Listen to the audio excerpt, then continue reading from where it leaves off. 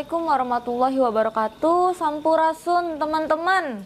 Kembali lagi bersama aku Lalahye di channel Serem Midnight. Nah, seperti biasa, malam ini aku nggak sendirian. Aku selalu didampingi sama suami aku, tepatnya ada di belakang kamera. Jadi gimana suamiku? Malam ini mau cerita apa? Ya, ini kan kita mau bahas sesuatu yang lagi viral nih, ya, yang lagi viral di media massa, di berita-berita TV, di mana baru-baru ini dari BMKG itu mengeluarkan peringatan tentang akan adanya gempa bumi yang megatrust itu ya, yang di atas skala 8 per 9 dan bahkan bisa menyebabkan tsunami sampai 35 meter.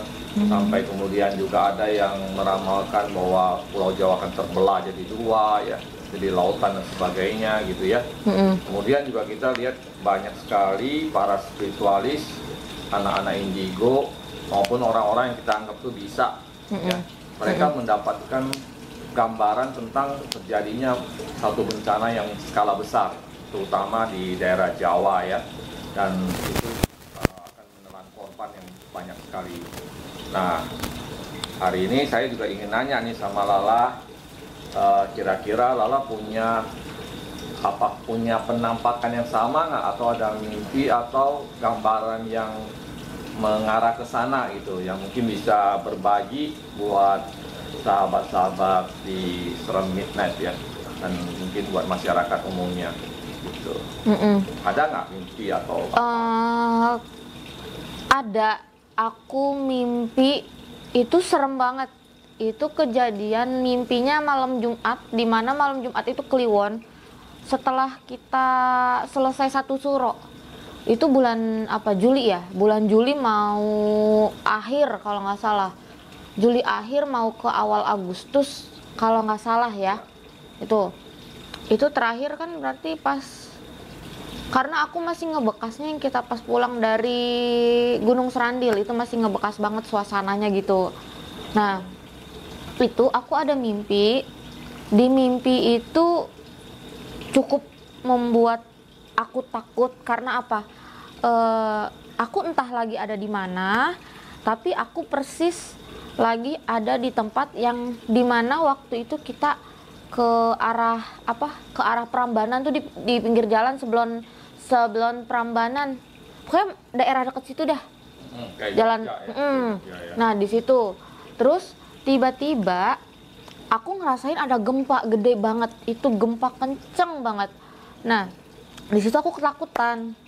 Aku teriak ya takbir, dalam mimpi itu aku takbir terus, Allahu Akbar, saking takutnya. Nah, di mimpi itu memang ada Koko juga, cuman Koko itu nggak tahu lagi kemana, kayak lagi sibuk lah gitu, pergi-pergi mundur-mundir gitu loh. Nah, tapi anehnya itu pas posisi lagi gempa, sedangkan di mimpi itu aku daerah sana, daerah yang mau ke arah Prambanan, Candi. Tapi kenapa pas aku sadar gempanya itu aku ada di perumahan dekat rumah aku gitu loh. Aneh banget, ya kan?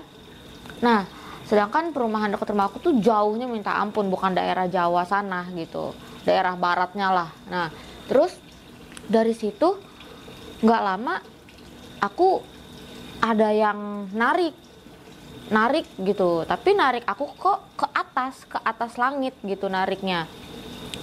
Entah itu di ketinggian berapa ribu kilometer, tapi itu jelas banget aku pas ditarik ke atas kayak dipegang lah gitu, dipegang.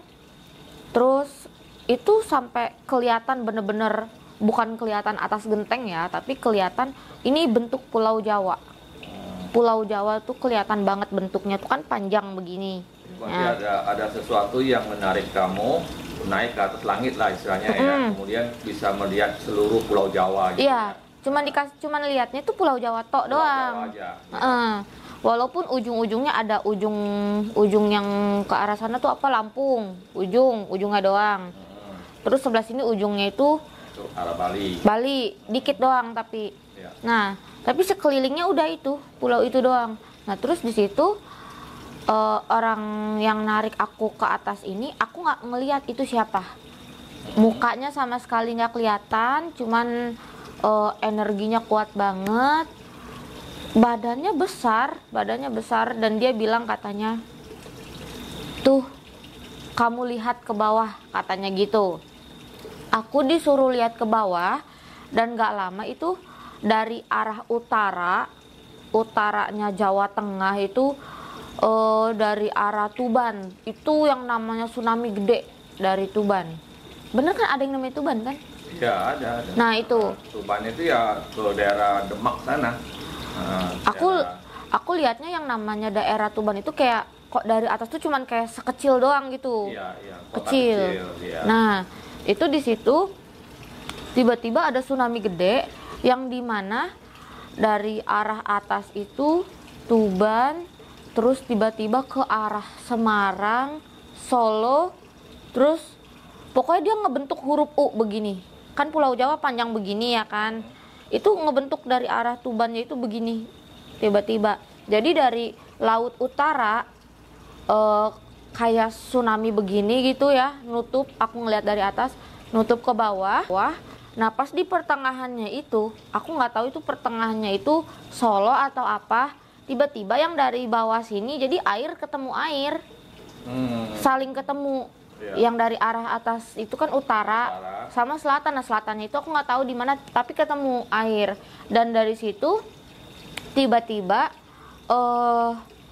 kesisa ini yang tadinya kelihatan lama-lama hilang air semua. Dan itu cuma sisa dua, barat sama timur, dan timur cuma sedikit doang. Itu. Nanti kalau tinggal sedikit di bagian timur itu mungkin kayak daerah ujungnya ya. Ujung yang mau tembus ke Bali. Surabaya, Banyuwangi gitu ya berarti ya. Yang arah dekat ke pokoknya yang mau nyebrang ke pulau itu. Oh, yang dekat ke Bali berarti. Iya itu. Ya. Di mimpi tuh kayak gitu. Terus akhirnya kan udah tuh, udah beneran dikasih lihat.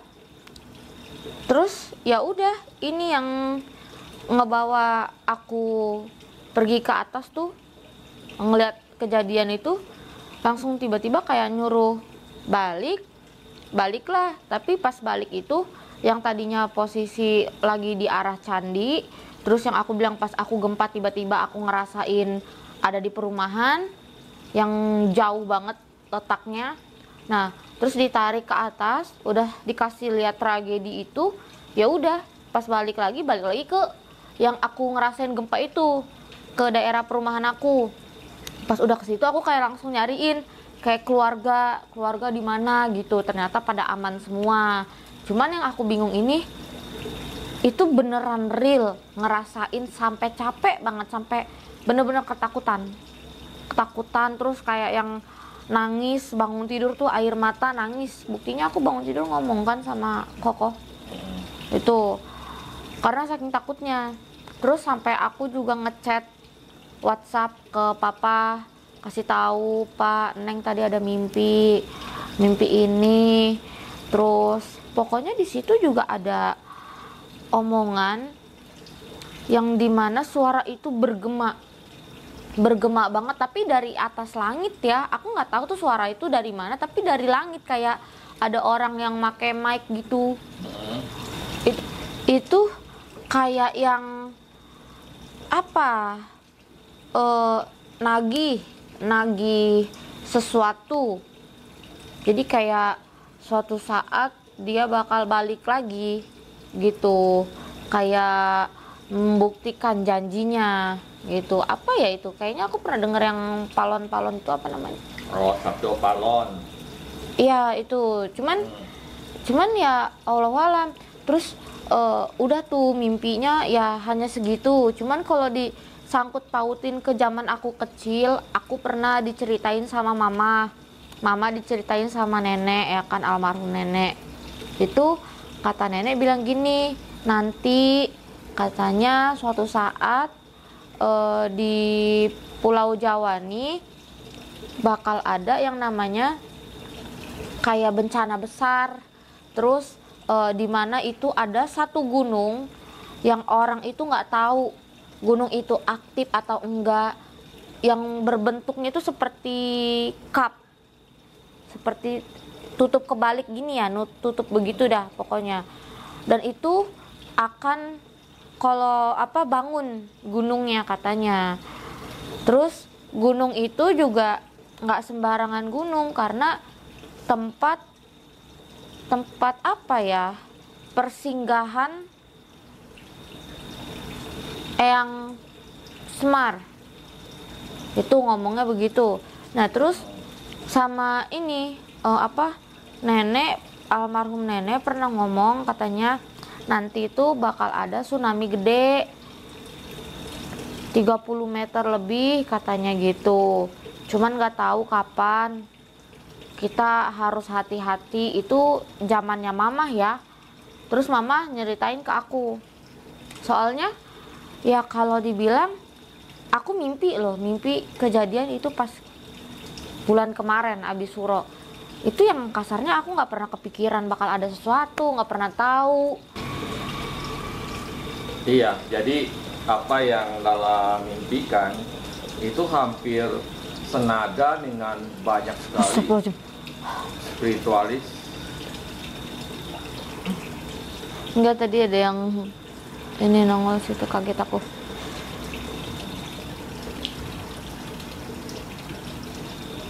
Iya, jadi apa yang Lala mimpi atau mungkin itu merupakan satu petanda atau satu wisik atau apa ya orang bilang ya, kayak penglihatan yang sengaja ditunjukkan oleh semesta ataupun Tuhan supaya kita itu menjadi lebih waspada gitu ya, dan itu diberikan kepada orang-orang tertentu gitu ya. Dan belakangan ini kan kita lihat banyak sekali cerita-cerita yang mirip gitu ya. Saya juga sempat berpikir kok ini orang-orang spiritual ya pada dapat gambarannya yang sama semua gitu ya kan? Walaupun mungkin ada sedikit beda-beda ya, beda-beda itu mungkin ya karena pengetahuan masing-masing orang itu berbeda-beda dalam menjabarkan sesuatu gitu. Tapi intinya itu kurang lebih sama, bahwa akan ada satu bencana yang sangat luar biasa, yang sangat besar, terutama bencana dari air, setelah mungkin gempa, kemudian ada tsunami yang tingginya mungkin melebihi 30 meter atau 35 meter ya. Dan bahkan belakangan ini kan juga dari pemerintah, dari BMKG. Tadi aku lihat ada api.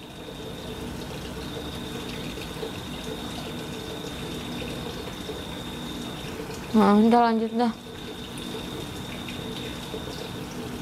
Iya, bahkan belakangan ini kan kita dapat juga istilahnya itu warning dari BMKG yang lembaga pemerintah yang meneliti tentang gempa maupun bencana alam gitu ya, bahwa memang ada potensi terjadinya gempa megakeras ya, yang luar biasa.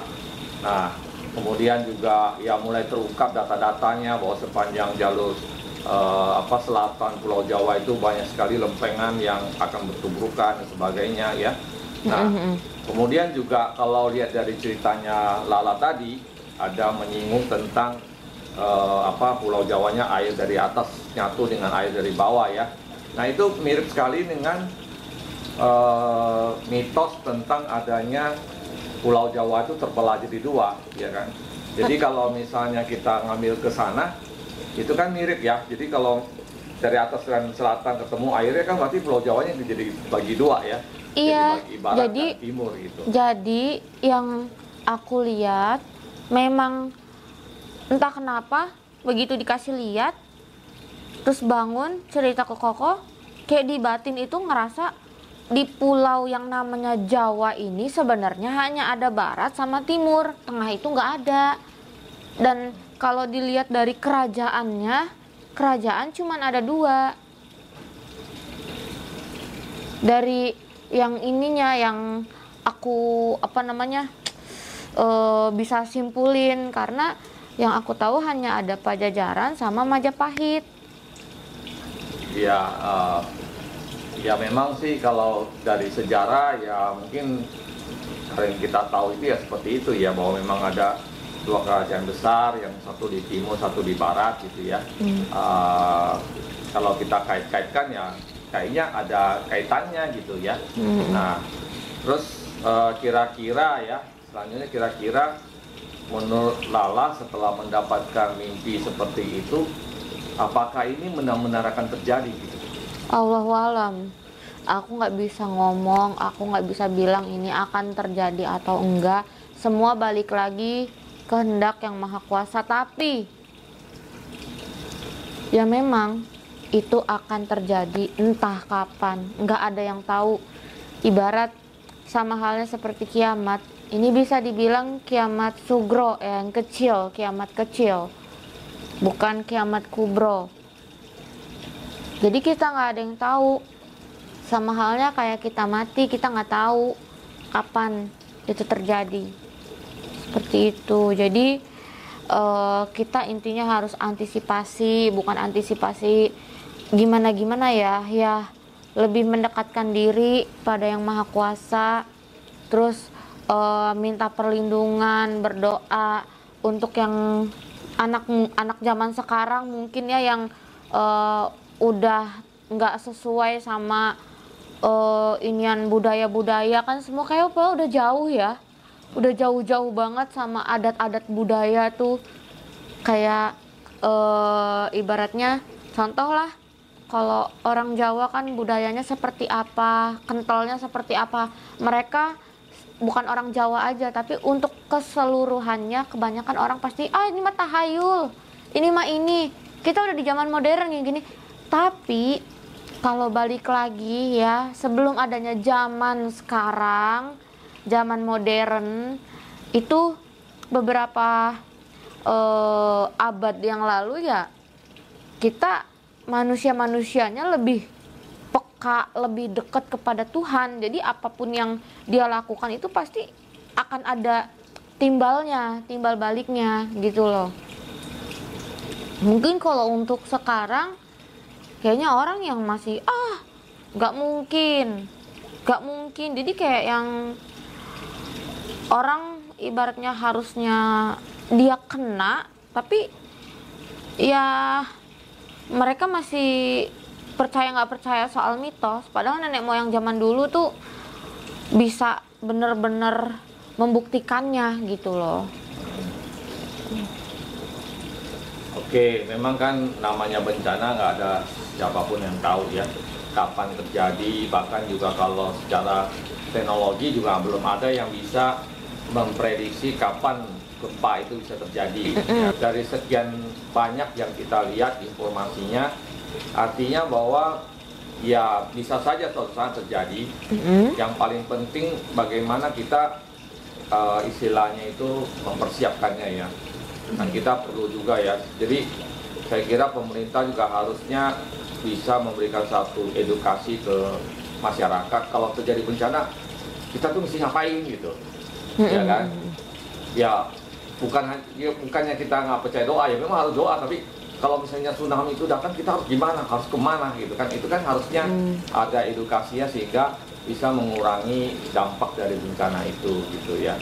Ya mudah-mudahan lah nanti dengan orang menonton video kita ini bisa lebih waspada dan lebih bisa mengantisipasinya ya, begitu. Kemudian masih berkaitan sama ini megatrust ini, kalau tadi ada menyinggung tentang Eyang Semar ya. Nah, kan memang di dalam mitos di Tanah Jawa ini ada satu perjanjian yang mengatakan bahwa beliau Sabdo Palon akan kembali lagi ke Tanah Jawa ya setelah 500 tahun ya. Nah, saya sendiri tidak mau istilahnya membahas tentang kenapa dan apa gitu ya, itu mungkin ada di sejarah dan sebagainya, atau sebagian orang mungkin sudah tahu gitu. Nah, apakah memang benar-benar, apakah Lala juga ada dapat istilahnya vision atau apa, apakah memang ada kaitannya, benar-benar ada kaitannya di antara mitos ini tentang bahwa Sabdo Palon akan kembali dengan membawa ajaran leluhur, di mana sebelum beliau kembali itu akan terjadi satu bencana yang besar ya. Nah, ini ada kaitannya nggak sih sebenarnya, atau ya sebenarnya memang akan terjadi aja nggak ada kaitannya gitu? Ya feeling aja, maksudnya pendapat Lala aja gitu. Ya, sebenarnya kalau dibilang ini hanya menurut pandangan aku ya,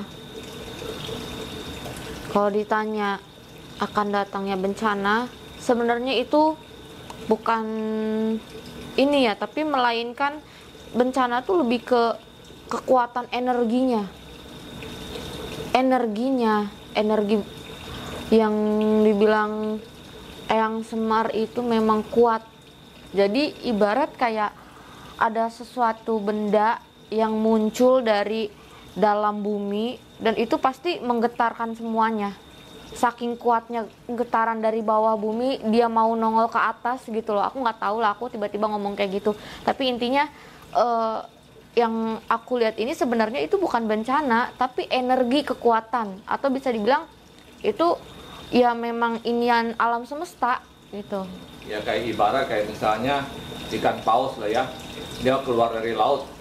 Begitu dia keluar dari laut kan misalnya dia ngangkat badannya keluar dari laut, kan otomatis jadi ombak tuh, ombak besar ya, jadi ombak besar, kemudian riak yang besar kemana-mana gitu ya. Mungkin ya seperti itu. Ikan pausnya sendiri sebenarnya tidak mau menyebabkan terjadinya gelombang gitu kan, dengan dia muncul, tapi karena memang ya namanya istilahnya jalannya semesta seperti itu ya, seperti itu. Jadi ya kadang kan mungkin ada orang-orang yang ngait-ngaitkan gitu ya, bahwa nanti kalau beliau datang jadi kehancuran atau apa. Ya mungkin bukan itu maksudnya. Enggak.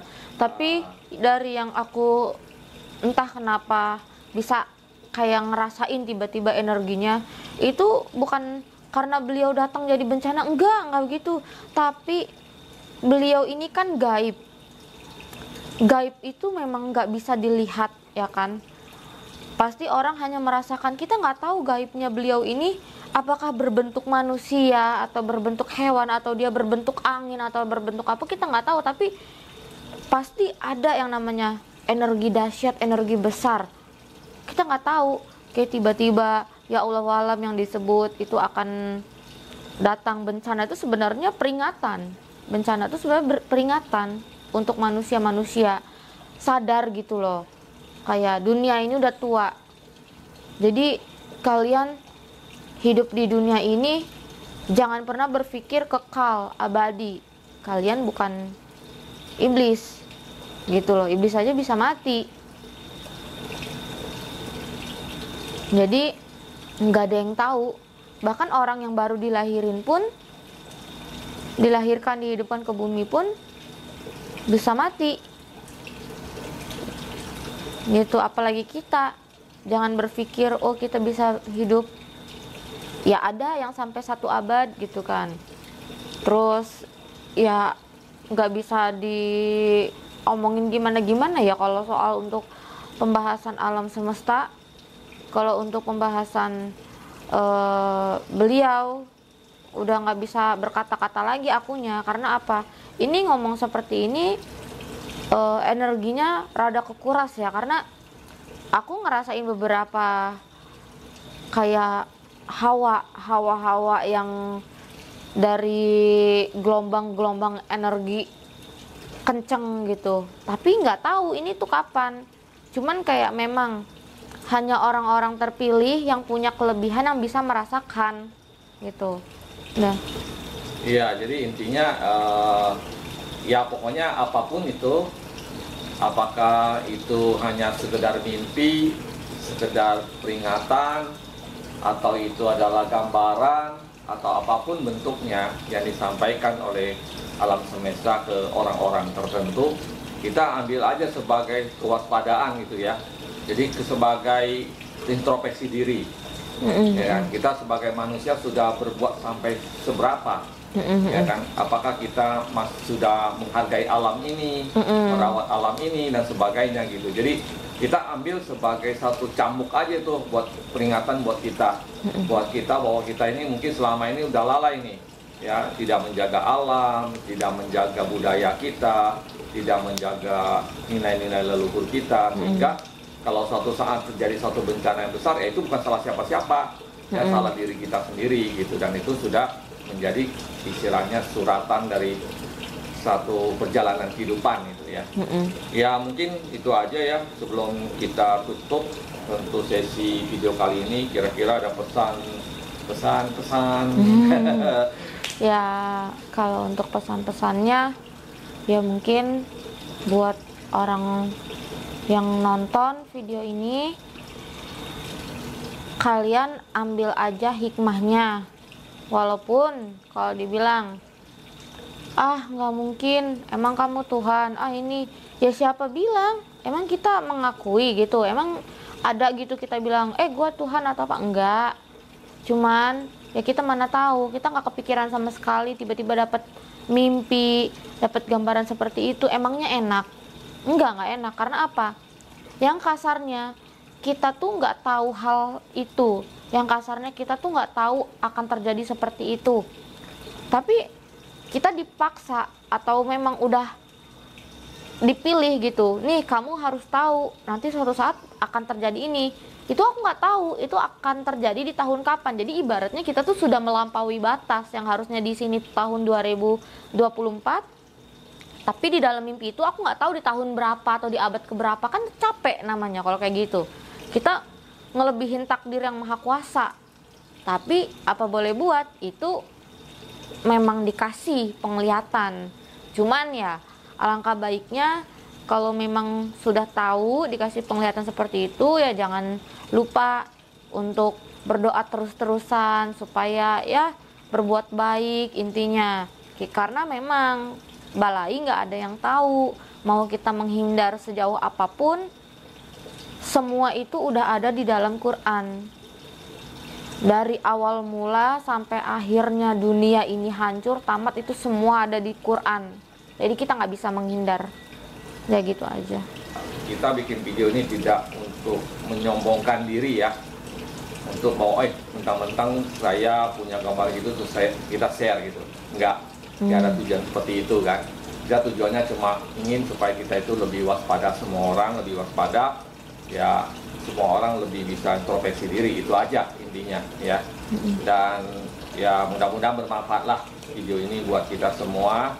Dan maaf kalau tadi ada salah kata atau ada yang menyinggung seseorang atau sesuatu atau apapun gitu ya.